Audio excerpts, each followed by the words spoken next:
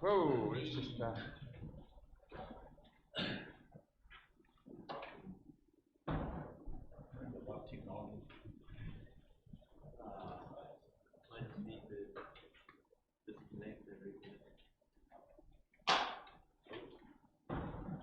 we go.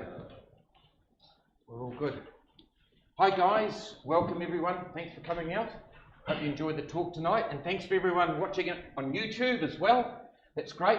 And I thought I'd make a special mention to one or two people from overseas who watch it and support the channel on YouTube. There's Jeff Miller-Sachs in California, Audrey and Danielle Carrion from Georgia, USA, John Harrington, Boston, John Badisky, Toronto, and Phil McBean in Melbourne.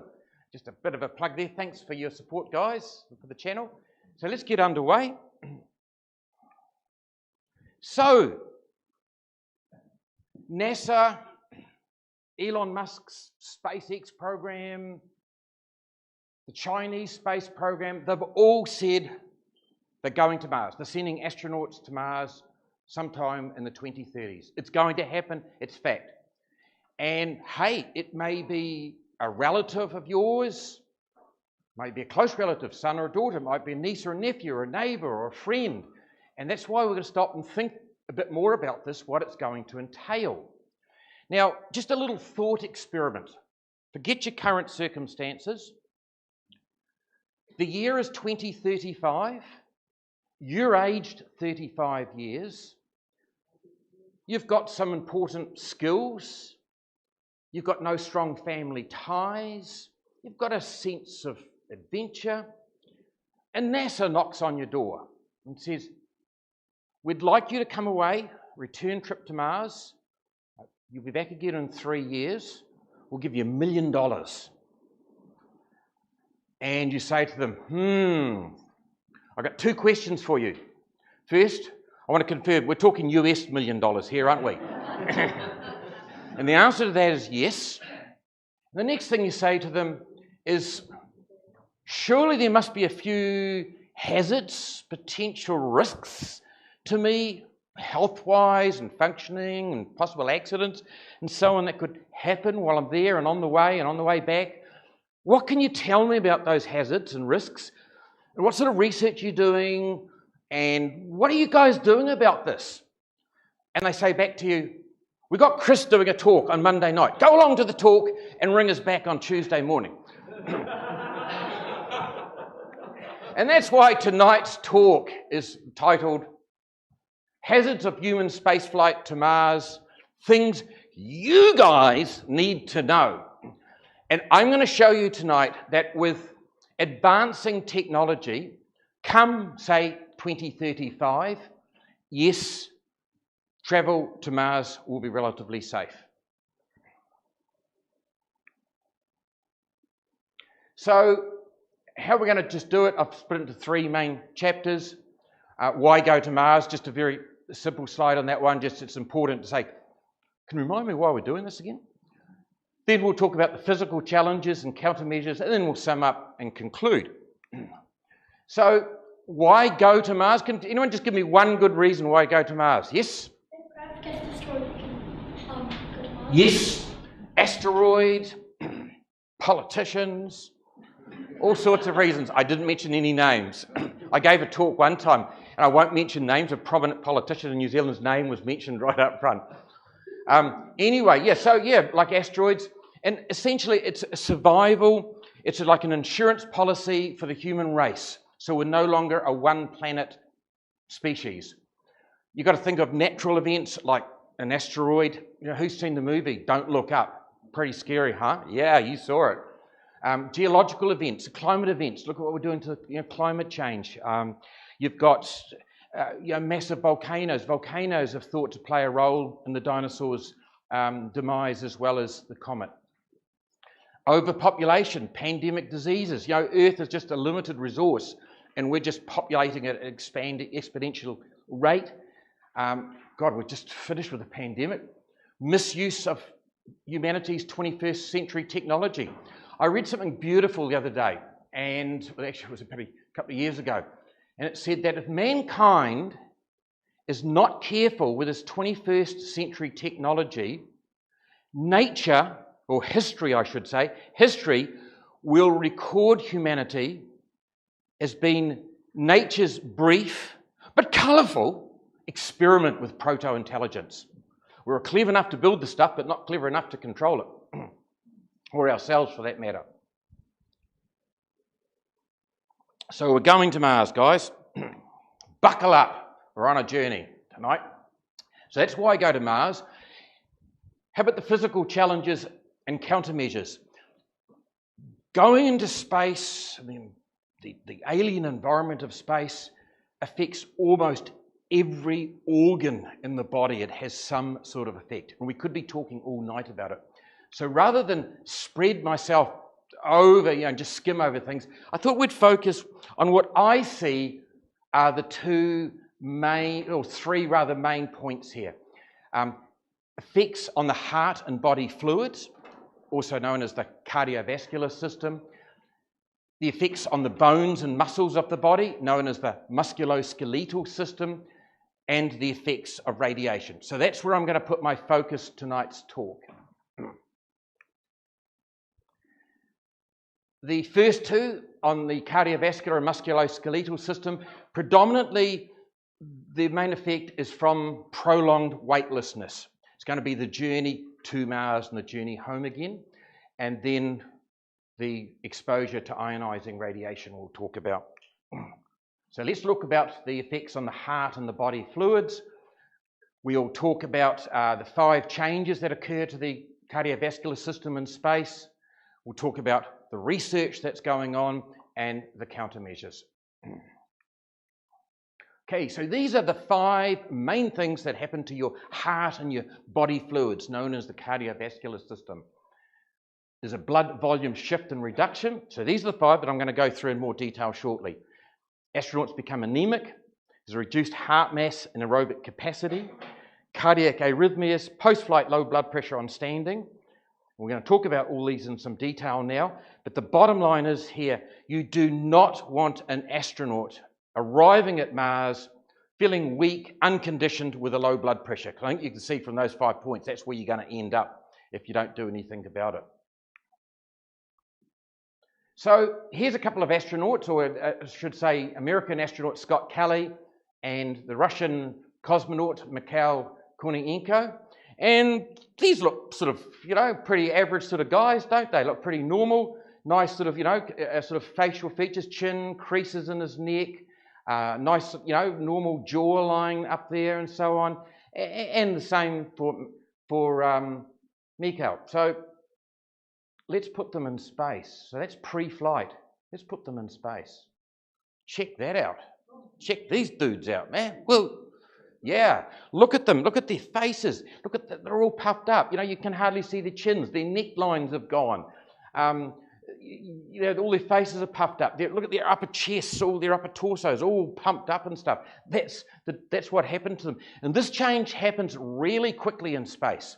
So you might say, yeah, what's going on here? How did all this come about?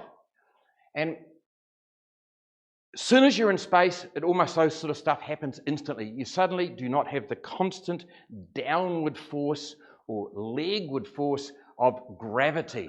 So suddenly all the fluids will start shifting upwards. And in the first 6 to 12 hours, up to 2 litres of fluid will move, this is within the blood system and within the tissue, will start moving from your legs, your lower torso, and will all start coming up to your chest and your arms. Up to 2 litres within the first 6 to 12 hours. Incredible. Hence they get their very puffy face, very congested nasally. They often complain of altered taste as well.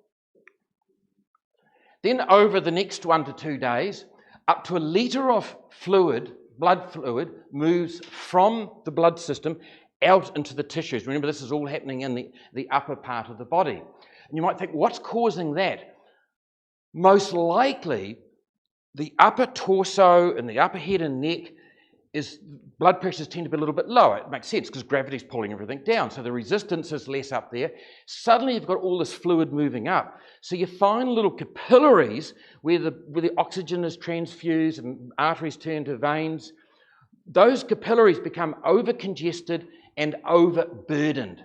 So you start getting a bit of leakage of fluid across into the tissues, but also you start getting leaking of a very important protein called albumin.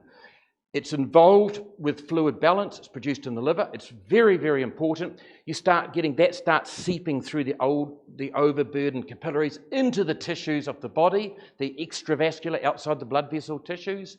And with osmosis, fluid follows out. Remember osmosis at school? You put some salts or proteins on one side, a semi-permeable membrane, and the fluid shoots through. And that's what's going on. And so you've got all those effects that potentiate each other. Suddenly the astronauts become quite bloated, but because they've also lost a litre of fluid out of their blood system, they've suddenly got very low blood pressures as well. So that's what's going on there. Astronauts become anemic. Now you might think, say what? You just said that they've lost a litre of fluid from their blood system. Doesn't that make their red cell more concentrated? I'll tell you a little bit of physiology. Is that the kidneys are designed to monitor the amount of oxygen tension or red blood cell concentration in the blood. And if it detects that the concentration is getting a bit low or the oxygen tension is getting down, it wants to do something about that.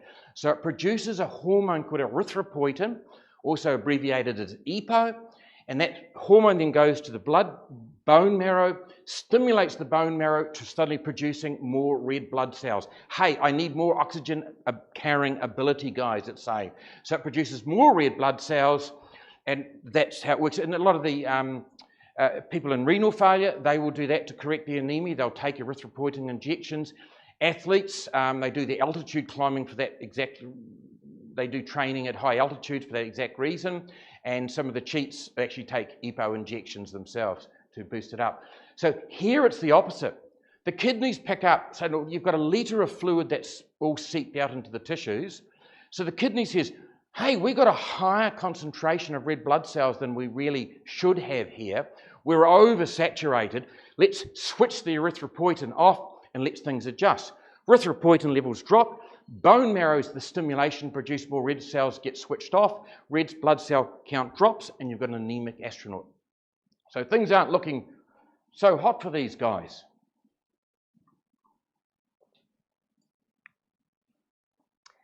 Next thing is, oh, bless you. Because suddenly the heart is without the force of gravity. So gravity's not pulling it down, and it pulls in sort of almost like a pear sort of shape. It's a lot fatter at the bottom, the heart. So suddenly it doesn't have that pulling effect, so it becomes more spherical. It no longer has to pump really hard against the force of gravity to pump blood out. So it becomes more spherical. It actually loses up to 10% of the mass of the heart muscle gets lost over a period of time in spaceflight, because suddenly the heart doesn't have to work. So it becomes a bit smaller, more spherical, and it loses some mass as well. The same process starts going on in the arteries as well. The arteries have to have some musculature to have some tone to keep the blood pressure up and so on. They start getting lazy as well and losing some muscle mass in the arteries. So essentially, in summary, it's a cardiac deconditioning that's going on okay. Now, that's going on in space. Now, that's okay in space. You can function. That's the whole point. There's no troubles for the astronaut in space in this state. This is just body physiology changing to its new environment. The problem is when you get to Mars or you get back to Earth, you're going to be in some strife. And indeed, all these sort of scary changes that I've mentioned, the cardiac function does return to pre-flight levels usually within about a month. But of course, if you're going to Mars, you don't have a month up your sleeve. You've got to start performing when you get there. So they've got to do something about that. Cardiac arrhythmias, that's when you lose the normal rhythm of the heart. So it might be the heart is beating too quickly, too slowly, or erratically, not in a regular manner. And you might say, well, what's the big deal about that? Two things. One is it's very inefficient. So when you get to Mars, you're not going to be able to do some meaningful work. It's part of being out of condition, and also potentially dangerous. Some arrhythmias can be dangerous and can lead to a cardiac arrest. So why does it all come about? They don't know for sure, but there's a lot of speculation. The heart's electrical circuit or network of electrical fibers runs throughout the heart. Hello, suddenly your heart structure is changing. The heart's got smaller, it's got rounder, its configuration has changed. God knows what's happening inside to those electrical circuits and stuff. So you got that. The astronauts under stress, they get dehydrated, they can get electrolyte disturbances, low sodium and potassium levels and stuff. That can cause conduction problems. So there's a lot of potential causes of what's going on, but they do see cardiac arrhythmias in some astronauts. Jim Irwin, Apollo 15, astronaut on the moon, about 3 days, he was in and out of atrial fibrillation throughout a lot of the moonwalking. They put that down to excessive stress, sweating, losing a lot of potassium, and that threw him into that rhythm. That's, makes you very inefficient. He could have got quite short of breath. He could have got into trouble up there, medical trouble. The Mir, there was an astronaut on the Mir, Russian Mir space station in the 1980s, was noted to be in a short run of ventricular tachycardia, VT. Now, anyone with a bit of medical knowledge knows that's one step away from ventricular fibrillation, which equals instant death, cardiac arrest material. So, so it can be inefficient and it's potentially very dangerous. So that's another thing the astronauts have to potentially contend with. Yeah, so as you can imagine, they've lost all this fluid from their blood system. Their hearts changed, their blood pressures have dropped, a lot of things going on. The blood vessels have got lazy over this period of time. So when they do come back to Earth, or could be Mars, suddenly the cardiovascular system is just not used to it. And they've got really low blood pressure, called orthostatic hypotension, low blood pressure on standing. And that's a real problem. You've probably seen this sort of scene before with the astronauts sitting in their seats when they come back because they can't stand properly. 2/3 of astronauts have trouble standing for 10 minutes just after 2 weeks in space. 2/3 of them. That's just after 2 weeks in space. 2 out of 3 astronauts have trouble standing for 10 minutes. If they've been there for about 3 months in space, 4 out of 5 have trouble standing for about 10 minutes. So once again, you've got to think of, you get to Mars, you can't afford just to sit down and say, oh, I've been on a space flight, I can't get out of here in a hurry and some emergency is going on. So what are they doing about it in terms of research? And one of the recurring themes in here is these astronauts, they are real guinea pigs. They're in and out of scanners and getting biopsies and test done pre-flight, during flight, post-flight. So this is a cardiac MRI scanner they go into here. So they get an MRI scan off their heart before the flight and again afterwards, and they get an ultrasound done off their heart known as an echocardiogram. And just below the red pointer there, you'll see the heart beating, doing its thing. And that's what you see on an echocardiogram. You can see the heart beating. So they get a good idea of every astronaut when they go up. They get a good idea of what his heart's like, his or her heart's like, how it's beating and how it's functioning. And as I've written at the bottom there, particularly to assess any changes when they get back in the shape or the size of the heart. Got a few pictures here inside the space station just to give you sort of an idea of what sort of stuff goes on in there. They've got a whole human sciences research lab department in the ISS where these astronauts a lot of the time are essentially wired till the hilt with instruments and monitors and so on. You'll see here one of this guy over here. He's got what they call a Holter monitor, which is an ECG or a cardiogram that's connected to a little monitor by his hip, and that records all his activities for a 24-hour block, and then he can do it again, and so on and so on. And that's looking for any asymptomatic arrhythmias. You've got Kathy Coleman here in the bigger picture. She's wearing a continuous ECG monitor. You can see her little monitor thing there, monitor belt sitting on her waistline there. Once again, there's an astronaut here as well. So these guys are constantly being assessed with these Holter monitor studies. Once again, looking at the electrical circuits, looking for any conduction problems or arrhythmias. Blood pressure, ambulatory blood pressure studies. So here's an astronaut. He'll be wandering around all day and night, probably for a few days, with a blood pressure cuff attached to his arm, constantly going up, constantly going down. A few of the astronauts doing that, monitoring their blood pressures during their stay to see how their blood pressures are responding. Blood tests, if you don't like getting your blood test done, guys, don't go up into space, because that's what you're going to get done plenty of times. So they check for the electrolytes, that's sodium, potassium, their blood counts, that's their red blood cell counts, the white cell counts for the part of the immune system, platelet cells for clotting and so on. They'll do their liver and their kidney functions regularly. Biomarkers, that's sort of chemical markers, indicators of if the heart's under strain. Factors of if there's excessive bone loss, certain biomarkers start to rise in the blood. If there's a potential clot going on somewhere in the system, markers called D-dimer, that will start to raise. So there's all sorts of biomarkers they can do to assess what's going on inside them. And this is relatively easy, sort of invasive stuff to do.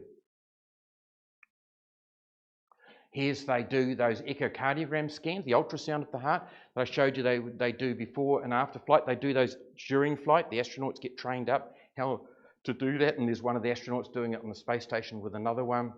Once again, checking out for any signs of structural changes in the heart, how it's functioning, its efficiency, and if anything does change, when in the mission did it change.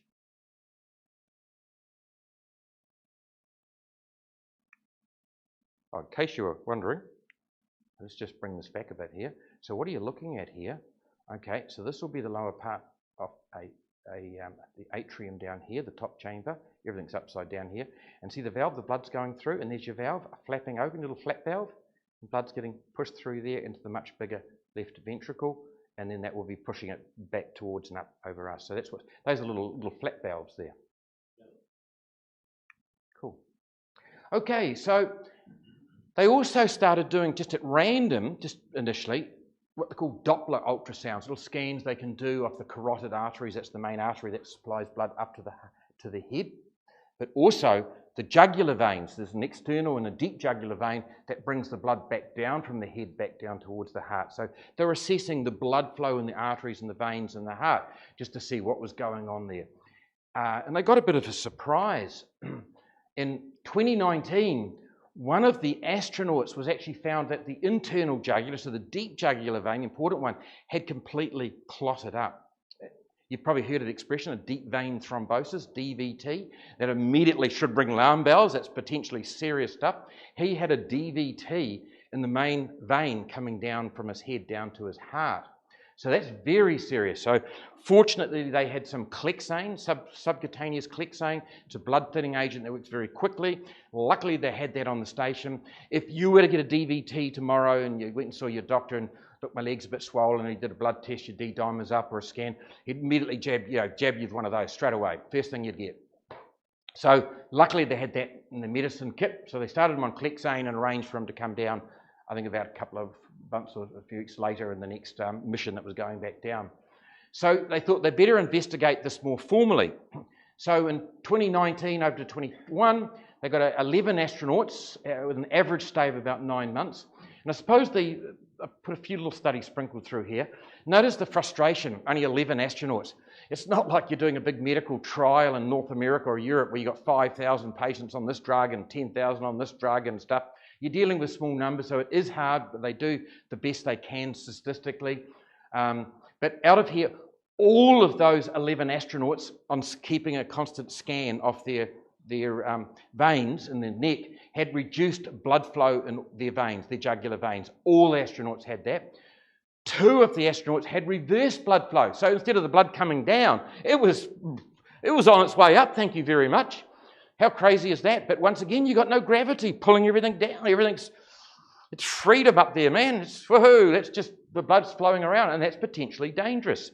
But fortunately, there were no further clots. So they concluded that clotting is a possible risk. Don't really know. One person was unlucky enough to get it. And remember, you're dealing with healthy people here. You're in their 30s and 40s. There's no other at-risk factors going on.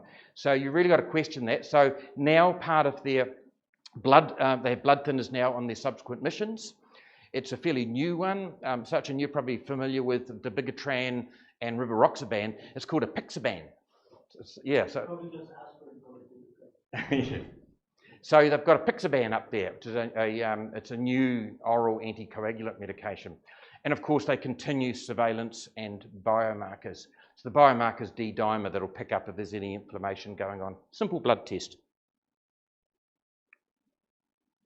Okay, so what are these guys going to do about all this cardiac deconditioning that's going on and the things they're discovering? If you don't like exercise, guys, that's another reason. Don't go into space if you're not one of these exercise people, because it's all about exercise, exercise, and exercise.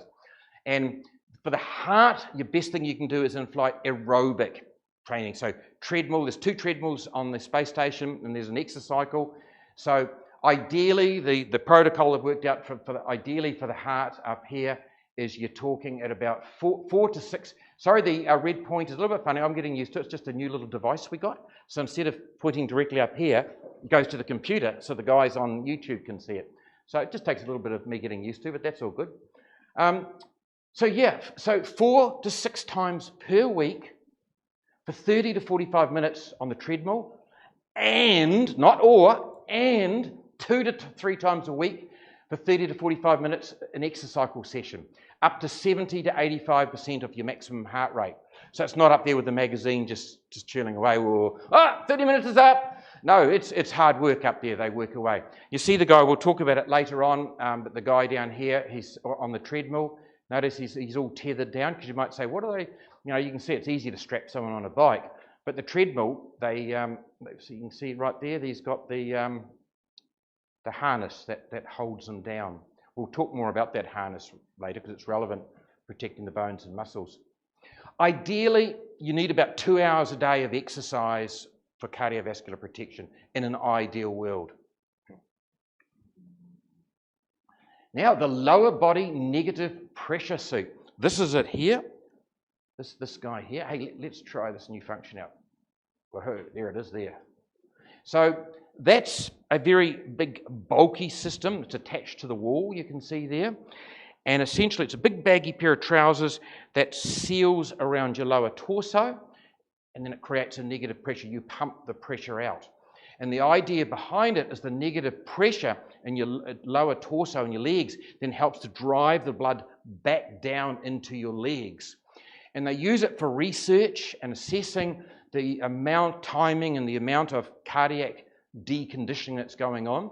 But it's also used as a countermeasure. They will do it for 20 minutes once a day for the week prior to coming back to Earth, to get the legs again used to getting blood flowing back to the legs again. So that's they're also known as the Chivas suit, but it's big, bulky, and attached to the wall, and that makes it very restrictive. And for that reason, the Americans have developed a mobile lower body negative pressure suit. You can see it there. That hasn't flown yet. The studies have been numerous studies on it. Very, very happy. It's proven to be very, very worthy, good results, everything they wanted out of it. So hopefully that will be flying soon. This one here always reminds me, who saw Wallace and Gromit, the wrong trousers? It just reminds me of it. Yeah. Okay, so also when they land, here's this guy once again in a chair getting led away. If you don't like salt, this is not going to be a good one for you. But so just before landing, about sort of a 1 hour pre-landing, they give the astronauts a litre of either water or fruit juice, it doesn't matter, and they give you 8 salt tablets to bring the fluid and the salt levels up inside your system. That will increase your blood plasma volume by about 400 mils, and that's a significant boost and to help your blood pressure and minimize that orthostatic low blood pressure when you stand up. Very rarely they have to use it, but they can give you medications, vasoconstrictor medications for it. Very rarely have to do that, but almost what the Americans will do, the Russians tend not to do it, but the Americans frequently do, if they decide one of their astronauts is a little bit dehydrated and low blood pressure, either when they get back to their American headquarters, the medical thing, or in flight back to Hawaii, they'll put up some bag of saline, give them about 2 litres of normal saline to rehydrate them again. And the Americans do that not uncommonly. So now so that's the cardiovascular system. Let's do the other one that's related to weightlessness, is the effects on the bones and muscles, known as the musculoskeletal system. So let's look into that. So there's really the main points here is that the effects on bones and muscles in space It is rapid, like the cardiovascular changes. It's almost like on a dive. Things start happening very, very quickly to the body, and they are significant, but they are preventable, which we'll learn. So we're going to look into the bone loss, also known as osteoporosis, when bones start getting thin.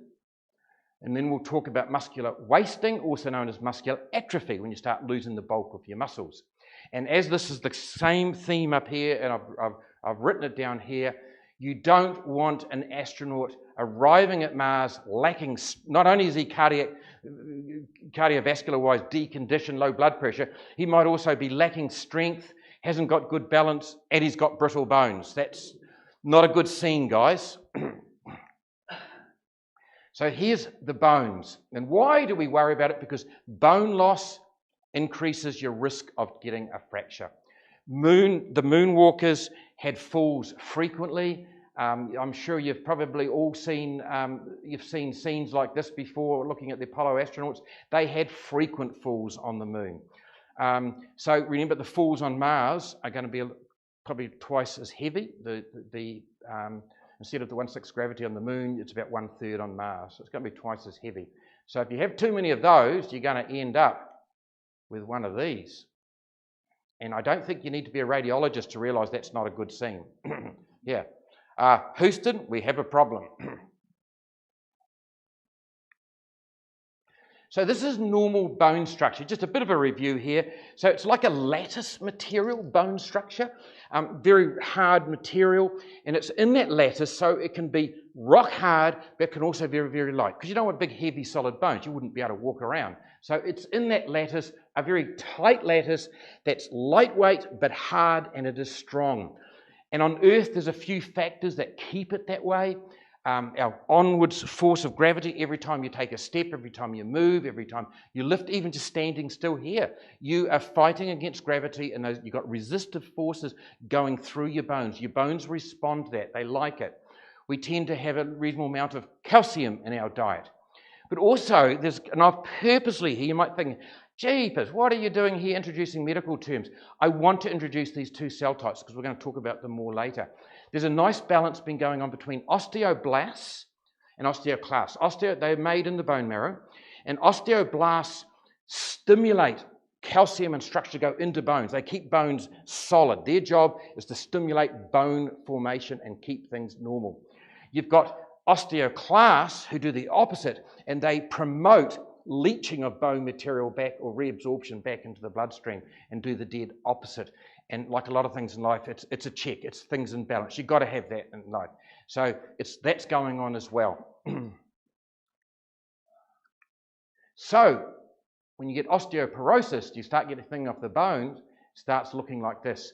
As you can see, the density is a lot less, and that's what's happened with if you've got little resistance going on, like you're in space, you're exercising not without resistance, you've got no loading going on, your bone density goes down, and you get this sort of hollow, weak structure going on in your bones, and of course, as we spoke about, that increases your risk of fracture.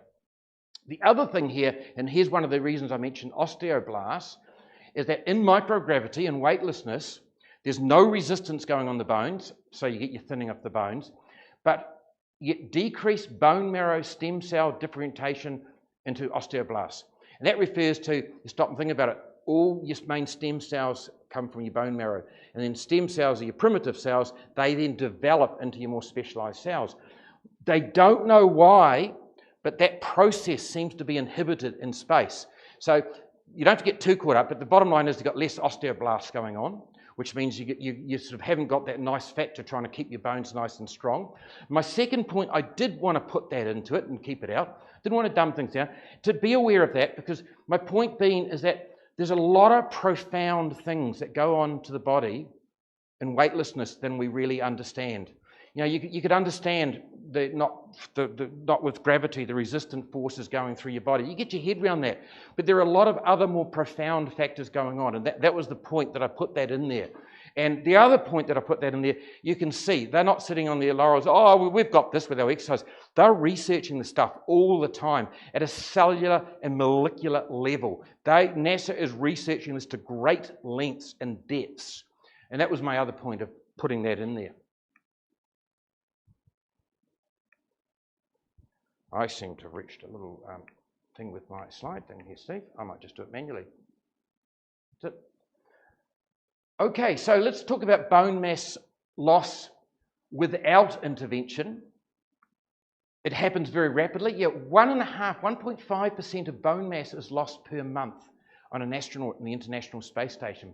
To give you that an idea, your 80 or 90-year-old person sitting around doing nothing in a rest home, that's what they would lose in a year. And here, you've got guys in their 30s and 40s, fit, healthy men and women, and they're losing that same amount per month.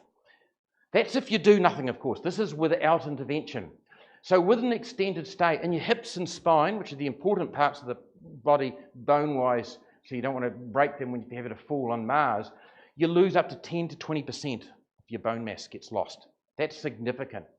That then leads to increased fracture risk on Mars and Earth. Pretty slow recovery rate. It takes, if you don't do anything, you do get that. It takes 6 months to regain 60% of what you've lost. And it can be up to 2 years full recovery. Some astronauts are still struggling to fully recover their bone mass even at the 2-year mark. So you can see here, prevention is the key. So what sort of exercise do you get the astronauts doing to protect their bones? Back on the treadmill, and there's other devices which we'll talk about. So this is the protocol that they use to combine the cardiovascular with the musculoskeletal. It's 2.5 hours per day, 6 days a week of aerobic and resistance exercise. Both helps. As I've mentioned, there's 2 treadmills on the ISS, and here as we'll actually go down to this harness area here. Here's your harnesses just right here. They hold the astronaut down at about 85% of their workload, of their stress, of their normal body weight. Anything more than, ideally it would be 100%, anything more than about 85%, and it gets very, they actually use the word in the papers, extremely uncomfortable. You get squealing astronauts. So they usually cap it about 85% loading on that with that harness to create the resistance on the treadmill. Then there's another instrument called the ARED, which stands for the Advanced Resistance Exercise Device. And that has creates resistance. It looks like a weightlifting type of machine you see in the gym, but it creates the impression of resistance and weight through using various pistons moving through vacuum tubes. And it also has a cable-powered flywheel assembly.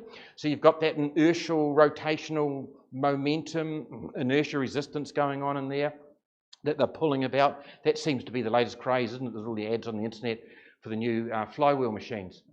So they use that resistance machine, which has a flywheel and pistons, to create the resistance. It's very, very versatile, that machine. It's pretty sophisticated. It's a bit more than your average piece of material in your gym. It's designed pretty much could handle an astronaut of any shape or size, and also they can pick out just pretty much any muscle group in the body they can select for their workouts with it.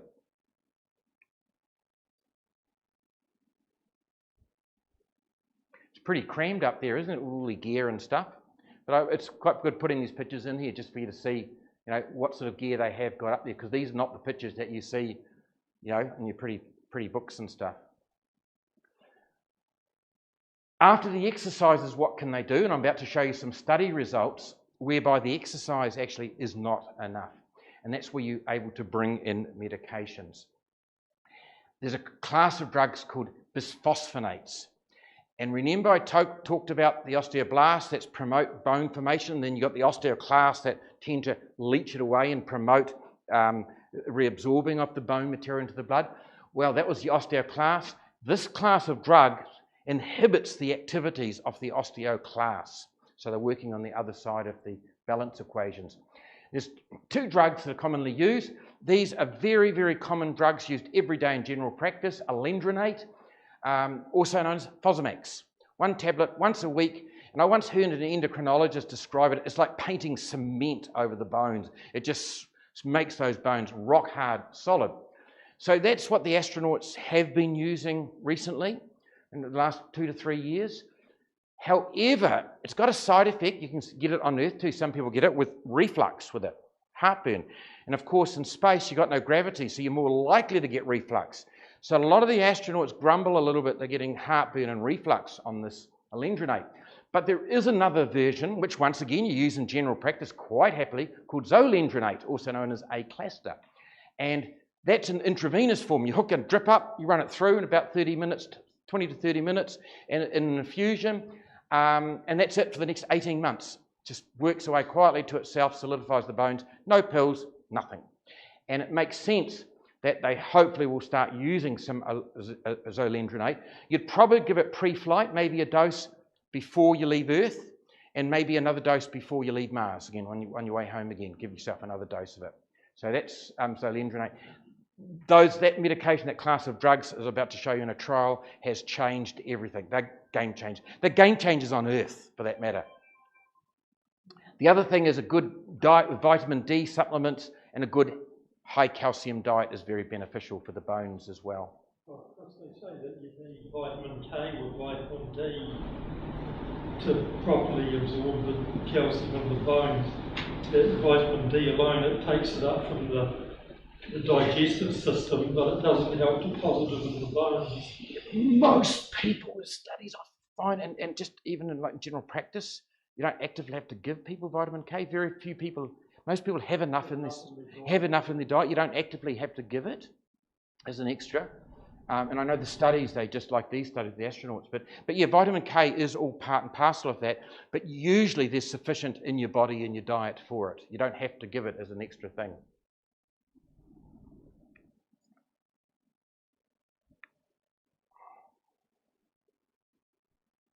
Okay, now here's that study that I promised you. I think I'm just going to, if I got a little bit out of track with the slides, yeah. So vitamin D, high calcium diet. Here we go. So once again, haul your astronauts in and out of those scanning machines. So here's a bone density scanning.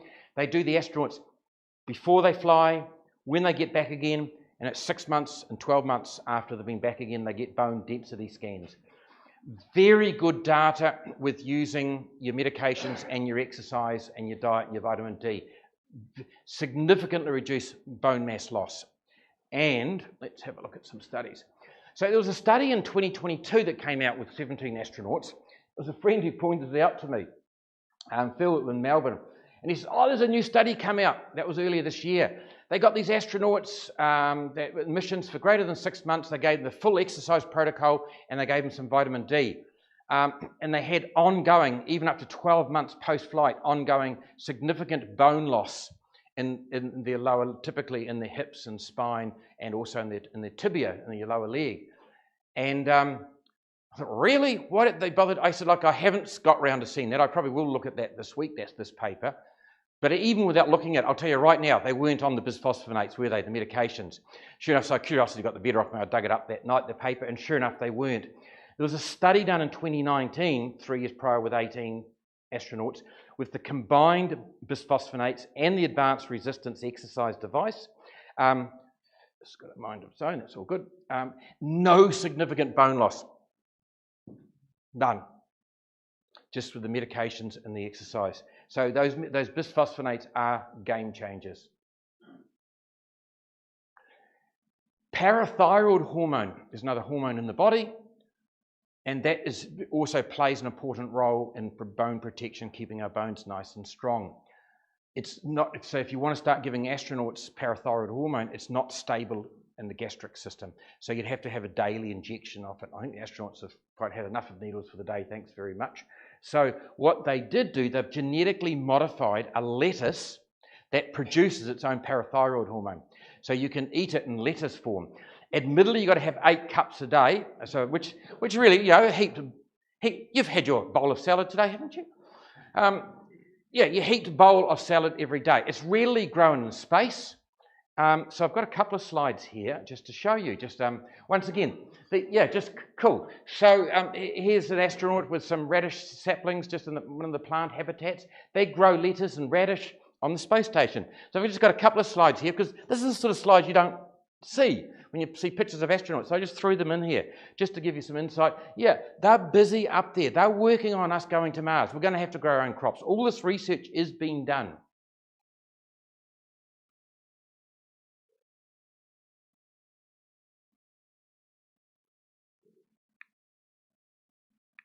Oh, we can't move on. Just bear with us, guys. Why don't I just do it manually? Just simply click on that. I have got a spinning wheel. So I think if I just give that a little bit of time. So the next picture is a picture of Scott Kelly and one of his colleagues, and they're growing the radishes there. Here we go. It's all right. We've got a spinning wheel again. It's all good. I'll just push them less often. So, so with your bone loss, it's important. It increases your risk of a fracture very, very significantly. The ways around it is your 2.5 hours of resistance and aerobic exercise. Here they are, per day, 6 days a week. Your tablets, your bisphosphonates, and your diet. And here they are here, eating radishes. I'm just going to do this very slowly. Here we go. So that's your bone loss or your osteoporosis. How about muscle wasting or atrophy? Let's have a look at that. And yeah, as we've talked about, muscle tissue is important for muscle strength and stability. It's your muscles that are going to stop you having those falls in the first place, hopefully, which then can lead to your broken bones. As if with bones and the cardiovascular, the changes occur very, very quickly in space. Muscle tissue losses, you lose mass and you lose muscle strength really, really quickly. 20% of muscle mass and 30% of your muscle strength over the first month in space. Yeah, that's significant. If you'd found you'd lost 20% of your muscle mass and 30% of your strength, you'd be squealing. And these are fit, healthy guys in their 30s and 40s in the space station, just for 1 month. And of course, that leads to weakness and it leads to poor posture. Poor posture itself can be a real problem. And the astronauts return to work, when they return to Earth, over half of them report ongoing back and neck pains. This is more the astronauts who are in these early stages, who they hadn't quite got all mapped out yet, so they didn't have so much in the countermeasures. Astronauts historically have been found to have 4 times the risk of a spinal disc prolapse. If you're familiar with one of those, you do not want a disc prolapse in a hurry. They're very painful, it can go on and on. Once again, the research that's going on, the astronauts, they're back in those scanning machines again. So they do MRI scans before and post-flight to have a look at their muscle mass and also biopsies. They get needles stuck in their legs to have a look at their muscles and look at it at a microscopic level.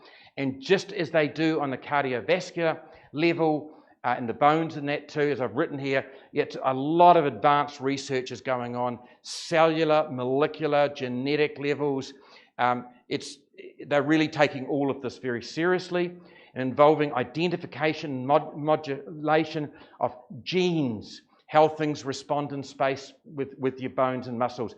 Enzymes, various enzymes if they think that may be involved in the premature breakdown of muscles. So I try and identify these enzymes. How can we modify these enzymes or block these enzymes? Hormones are involved. And the idea is then to better understand it, create new therapies to help modulate these changes that are going on. So minimizing it with, I mentioned 2.5 hours per day, 6 days a week. Aerobic and resistance exercise gives good results for muscles. But there's another device. So I've talked the treadmill with the harness load, the ARED we've talked about.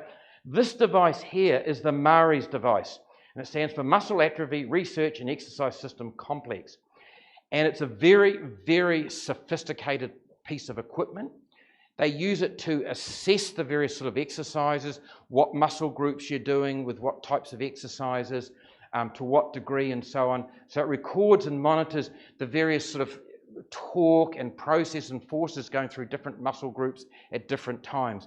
And they use this not only as a countermeasure, but also to assess the degree of deconditioning that's going on, get some real science data from it. Pretty much like your trousers that the lower pressure, the negative pressure trousers.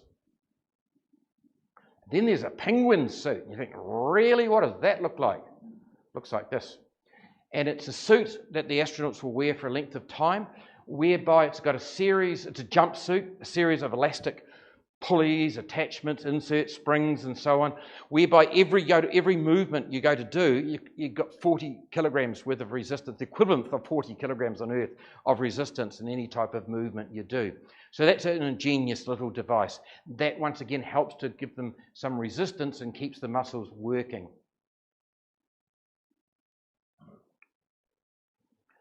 Then some further research, they're just always in it, once again, they're looking at it from all angles, and some research has found that the essential amino acid supplements and 30 grams of carbohydrate, like just a banana is 30 grams of carbohydrate, having that as a supplement or a snack 3 times daily minimises muscular wasting due to inactivity, irrelevant of exercise and other factors.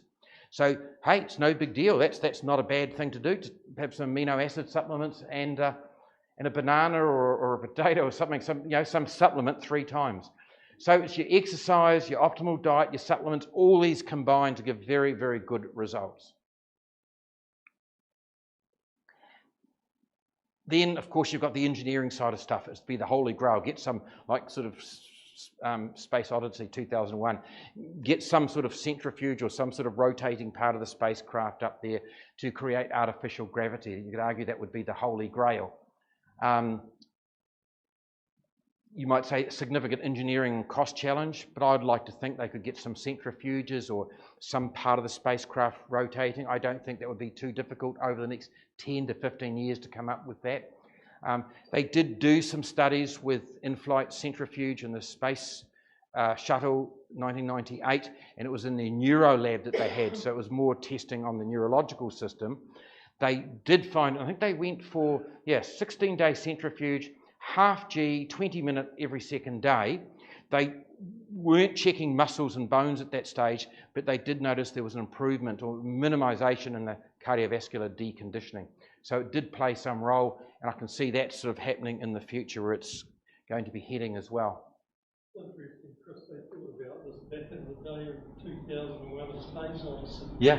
The space station that was rotating to create artificial gravity. So, it might be a challenge, but I think, we're up to that. Yep. So that's cardiovascular, musculoskeletal from prolonged weightlessness. Let's talk about the other big one. Radiation, ionizing radiation. That refers to high energy, high speed charged particles traveling through space that are powerful enough such that they can knock electrons off. They can ionize atoms and cause damage to human tissue. In particular, DNA is a very important piece of tissue that they damage. So that's what we're referring to here. And the reason we're protected on Earth is that there's 2 factors. One is our atmosphere protects to a degree. A lot of these charged particles, some of them they ionize, and some of the harsh radiation from the sun gets absorbed and processed in the atmosphere through ionizing molecules in the atmosphere and losing the relevant amount of energy. But also very, very more importantly is our magnetosphere. Because we've got a swishing liquid iron core at the centre of the Earth as the Earth rotates around, of course it's electrically conducting iron. It's moving. What does it do? It creates magnetic fields. So the Earth is surrounded by magnetic field lines that enshrouding the Earth. It's called a magnetosphere, global magnetosphere is what it's called. And that protects us. So all these charged particles coming from space, they get attracted to the magnetosphere, the magnetic field lines, and then get deflected away from the Earth and usually down towards the poles of the Earth, and that's your aurora that you see, the flashing lights. So that gives us a lot of protection. So en route to Mars, you've got minimal protection. You certainly got no atmosphere. You got a metal wall, but that's not without its problems, which is another talk. But you've certainly got no magnetosphere up there in space. Mars has got a very thin atmosphere, so you've got very little protection as far as the atmosphere is concerned, and it does not have a global magnetosphere. So that's a problem. And as I put here, the tissue damage, which we're going to talk about shortly, you'll get to see a bit more of this, but you don't want an astronaut arriving at Mars with illness, vulnerable to infection, infertile with high cancer risk, with brittle bones, weak muscles, and a deconditioned cardiovascular system. So let's look closer into this. So where do these high energy charged particles come from? Two sources. One is the sun. The sun is constantly giving its solar wind. Yes, sure, there's some charged particles in there streaming out. But the sun also has these what they call solar particle events. And it's usually the solar flares or coronal mass ejections, CMEs, where you get sudden big blasts of solar activity and a huge masses of charged particles from the sun heading towards Earth or your spaceship between Earth and Mars. And so these are intermittent blasts, sudden high doses of highly charged particles associated with solar activity. Second place where they come from is from just elsewhere in the galaxy, called galactic cosmic radiation. And it's just a continuous low dose flux of high energy charged particles. How did they get there? Where are they from? Probably high energy events way out in the galaxies, like supernova explosions or gamma ray bursts, which another topic, so we'll talk about those. So, what effects does it have on the body? And it is really related to the dose, the amount that you've been exposed to, the rate at which you're exposed to it, and also how much radiation you've been exposed to long term that you've accumulated. You break it into acute radiation effects and chronic. The word acute refers to something that's quick and short onset. Quick onset, and it's just a short period of time, it's usually more dramatic. The word chronic typically it refers to more than 6 weeks, but it refers to anything, a more insidious, slow onset and something, that process that's just dragging on. And you tend to use the word chronic for that. So let's look at acute radiation effects. And it usually happens within hours towards days. And typically it affects regions in the body that have very high cell turnover rates. They're more vulnerable and susceptible to this acute radiation. So the gastrointestinal system, you're nauseated, you're vomiting, you're diarrhea. Of course, that leads to you're going to be very dehydrated and weak, low on salts and so on. Bone marrow suppression, which we've talked a little bit about the bone marrow today. It suppresses your red blood cells, so you're going to get anemic. It suppresses your white cells, which are involved in the immune system, so you're going to be vulnerable to infection. It affects the platelet cells that get made in the bone marrow, so you're going to be more prone to bleeding. Central nervous system. Astronauts or just people exposed acutely to radiation at risk of confusion. Ataxia, that means unsteady on your feet, wobbling. Convulsions, coma, death. Not nice. So chronic radiation, what happens if you just get exposed long-term, low dose, but just constant ongoing exposure over months and years? Carcinogenic mutations, the DNA getting damaged for reproduction, so you're more prone to cancers. Immunodeficiencies, your immune system is deficient, so you can't fight infections so well, you can't even battle cancers for that matter. Coronary heart disease, hardening and narrowing of the coronary arteries. Infertility, we mentioned. Cataracts affect the eye. Cognitive dysfunction, your ability to think and process thoughts. And I just put here pictures of two very prominent pioneer American astronauts here that you could argue passed away relatively prematurely through radiation. Neil Armstrong, he died aged 82 on the table. He had ongoing treatment with coronary heart disease. And you might argue, well, he was in his 80s. Yeah, he had problems with it for some years leading up to that. And I don't consider anyone dies in their 70s. I wouldn't call that, that's relatively premature. People are cruising well into their 80s, 90s these days.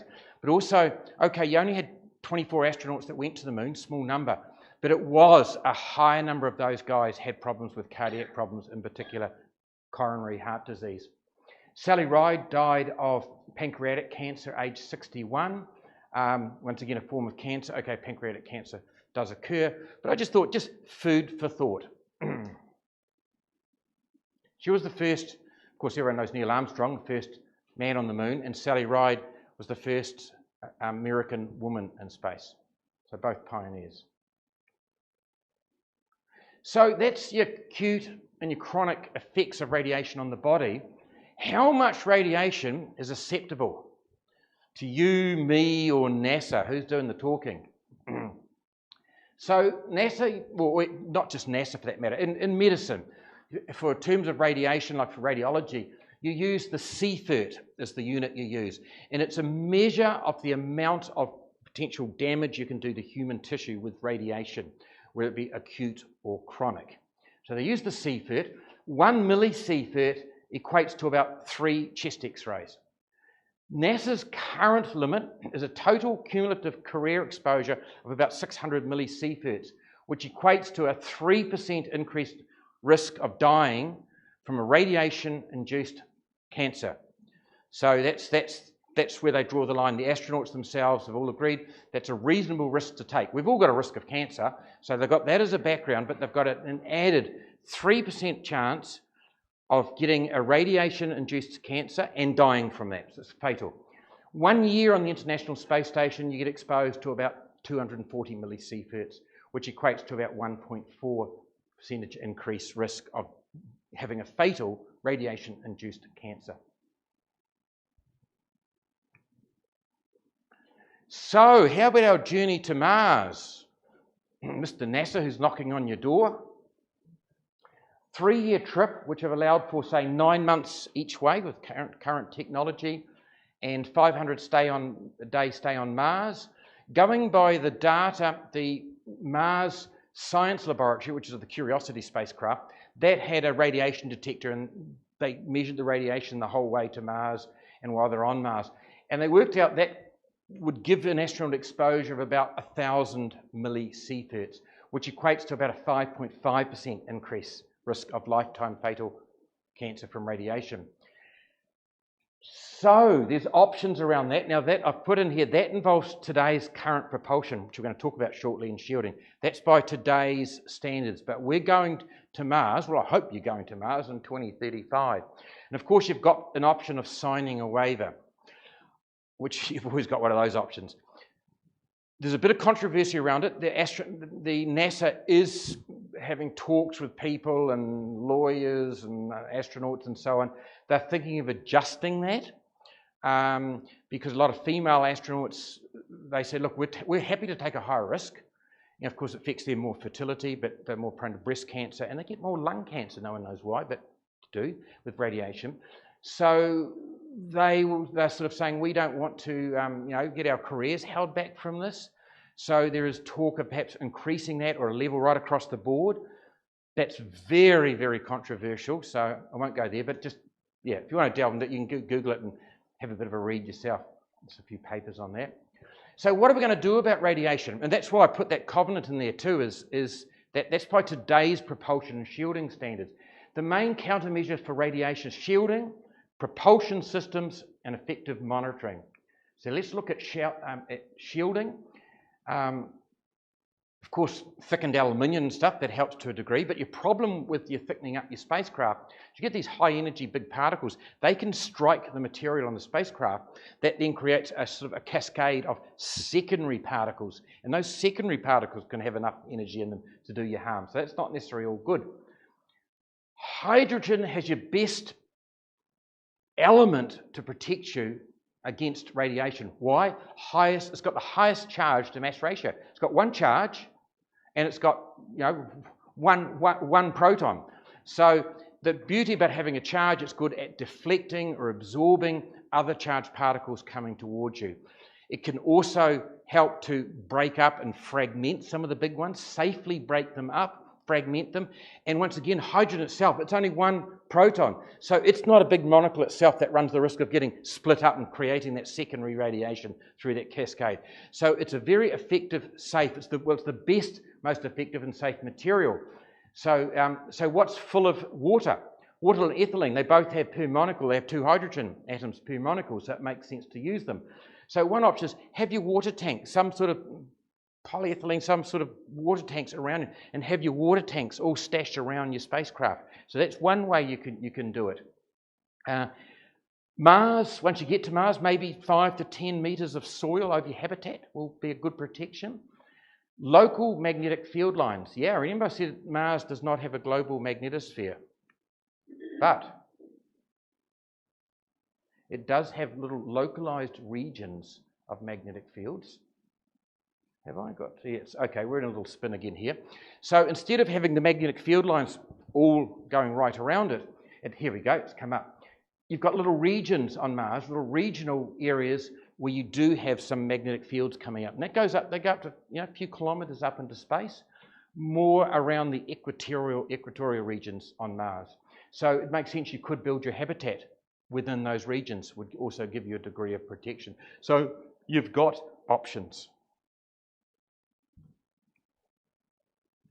Check this out, a Mars water ice home concept. It's good enough for the Eskimos, it's good enough for us. But it just makes sense when I first saw that. I thought, you know what? We've just been talking about water, how great it is. Yeah, water ice.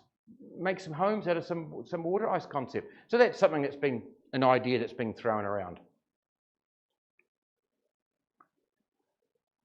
Further to shielding, developing new materials. And there's a lot of research that's been going on over the last 15 to 20 years. And probably the most successful one that's coming out is the stuff where they've got sort of tiny little nanotubes of boron and nitrate all netted together, and they've impregnated them with hydrogen.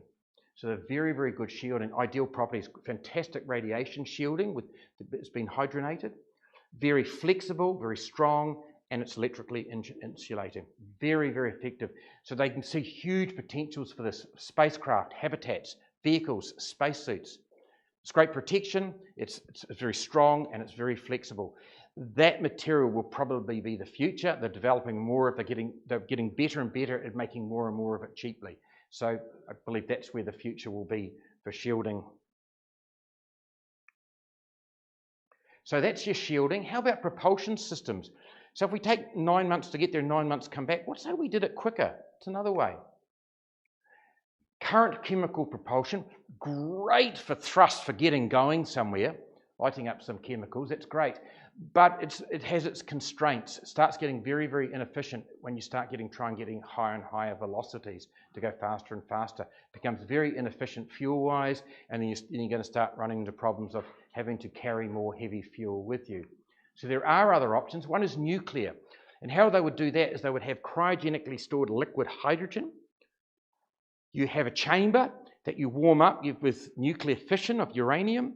You pass the cryogenically cooled hydrogen into that heats up, and then you spit that out the back of your spacecraft, and they're talking tens of thousands of kilometers an hour. They can spit that out and create huge amounts of propulsion.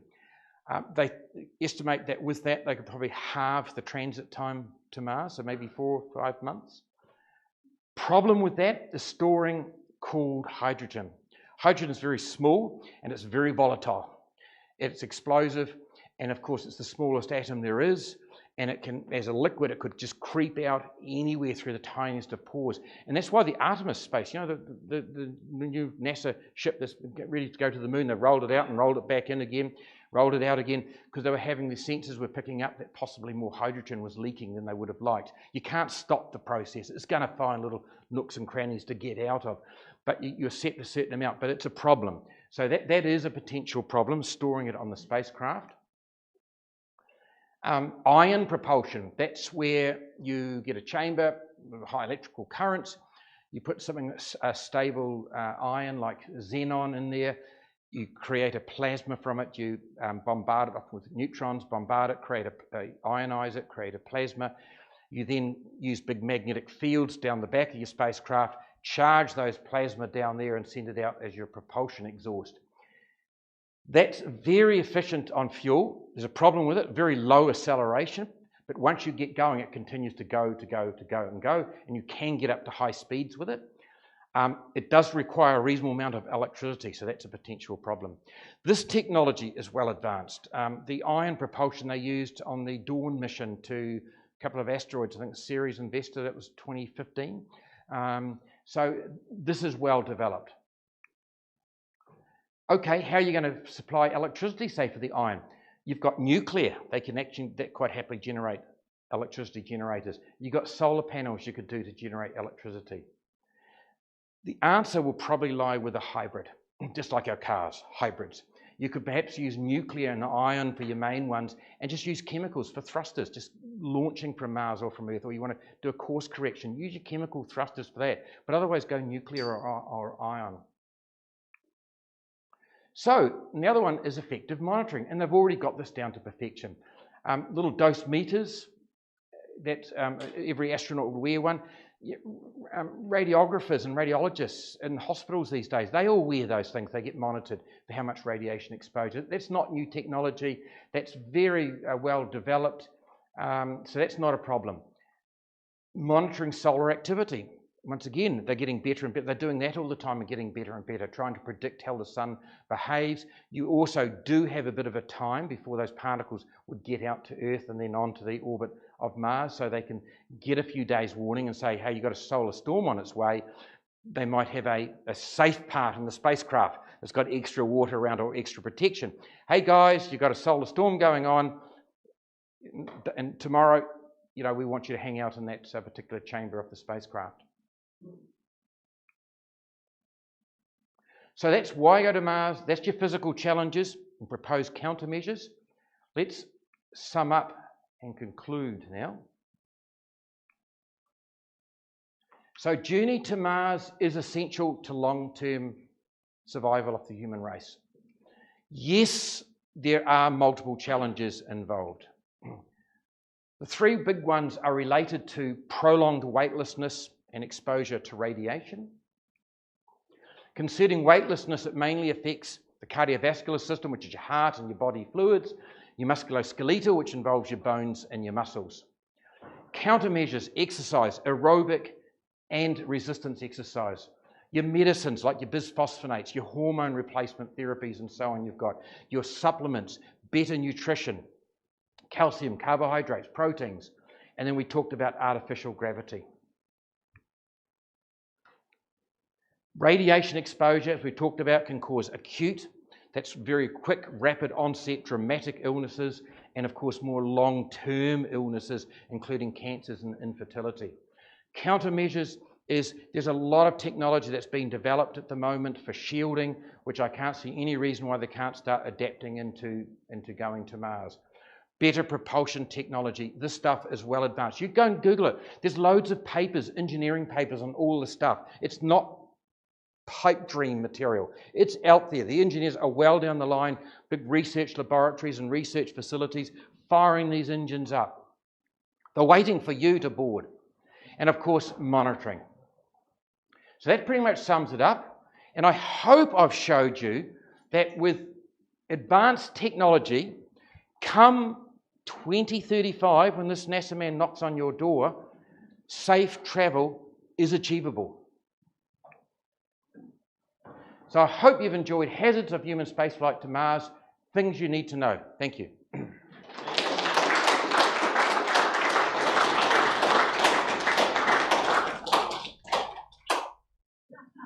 So what are you going to tell the NASA man tomorrow morning? Who would go, after all that, so we're talking 2035, so another, sort of 15, close to 15 odd years. Down the line, you've heard my argument, where it's all heading. Who would say, yeah, that'd probably be me. Yeah, that'd be me. Give it a go. $1 million US. You can take your cats. Boston's going, return trip. 3 years, return trip. Years 2035, no family commitments. Sense of adventure. You're only concerned about your safety. You know it's US dollars. You know you can take your cats. So it's just going to come down to really, how safe are you? So, sorry, what's... Even though you're only 69. I'm only 23. True story. No, as my thought experiment, you're 35 years of age. Yep. So, yeah, any takers? Oh, you big bunch of wusses. Yeah, Sergeant, yeah, good man, yeah, exactly. So you're not all bloody pussies, big wusses. I'm counting on it, I certainly hope so. Very good point. Seriously, any questions, guys, from any of that? Yeah. Yeah, you mentioned the local magnetic fields on Mars. How strong are those relative to Earth? Oh, because Earth, you've got a global magnetosphere. You're going to need to look that up. I don't carry that on the top of my head, to be honest, and I don't beat myself up the fact that I don't. They are there and they are appreciable and they are mentioned frequently in this whole topic. So I think they do offer a reasonable amount of protection, but I couldn't tell you any exact figures, to be honest. Yes? Can we take parrots to Mars? Parrots? Yeah. I can't see why not. Yeah. Yeah, Gavin. Have they done any studies into the psychological effects? Because it's a different sort of thing to going to the space station where you're near to Earth. It's a long trip, a long way from Earth, and what's going to be a smaller craft. And even if you take it from 9 months to 3 months, Yep. there and back, it's a long trip with less people and less interaction. What sort of effect is that going to have psychologically? Yeah, so the question is, the psychological effects of one of such a journey. And it's been well and truly studied. There are studies going, isolation groups going on, they've been going on for years and they've studied it well. The big problems tend to be people getting withdrawn, getting lonely, long distance from home, distance from family and friends, lack of autonomy, overwork, enclosed in the same alien environment. They found the best way around it. Don't overwork your astronauts. Pre-screen them before you go. You're not going to pick someone who's, you think, oh, jeepers, I don't know really how settled they are. So you're going to pick people with stamina. You're going to train your crew to look out for what symptoms and signs to look out for in their fellow crew that might be getting anxious or depression. If someone starts getting withdrawn, losing an interest, they don't want to join in with the mealtime and stuff. Those are little flags that are going up. So it's identification of those factors, pre-selecting them. And they've found with studies, things like rotating the commander's role makes a difference. Giving them a movie night, giving them a day off to check them, giving them even every day. They've got a little bit of time at the end of the day to check emails, communicate with family, that's important. But give them some entertainment to do, non-work related stuff. Movie night, out of all the studies that have been done, one of the big key success things is a day off and a movie night. Yeah, and it's those simple things. You know, what else can you do? But it's been well studied, and the studies continue to go on. But that's a very, very good point. And it's those things that seem to be the best things to do. Watch everyone. Everyone looks out for one another, watches them closely. Give them a degree of autonomy. Don't overwork them, and give them some recreation time and time to communicate with friends and family on Earth. So that seems... I've got a question. Yes. You talked about one of the reasons for doing this was because of the problem of the Earth being everything in one basket, all the eggs in one basket, so to speak. But how feasible is it to set up a self-sustaining colony on Mars, not one that relies on supplies coming from the Earth periodically? So you have to do that, you've got to be completely self-sufficient in terms of food production, technology and everything, basically. Absolutely, terraforming inside. This, like everything in life, is the initial baby steps. You've got to take baby steps no matter what you do. A marathon starts with one step, and it's the same. And it's the same here. These are just baby steps. You're talking hundreds of years down the line, terraforming and getting people to live permanently there and stuff. That's in a whole different league of discussion in itself. Yeah. But yeah, so we're just talking, really just going to Mars, these first pioneers. Would you go for a return? We're talking return trip within 3 years. But yeah, as Bill said, there's some big challenges ahead, on the road ahead.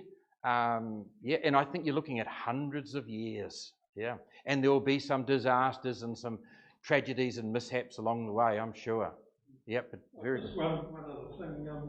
There was a proposal to send a one-way trip to Mars, and I was amazed at how many people applied to do it. I think everyone realised that was sort of semi in jest, and they're really can't have been that serious. So I'm sure a lot of people would go, yeah, I'd give that a go, put my name down. It's a little bit different to, I think, NASA knocking on your door, but yeah. But I actually had a chat with someone about that yesterday. Yeah. Sideways question, the bisphosphates. Please try.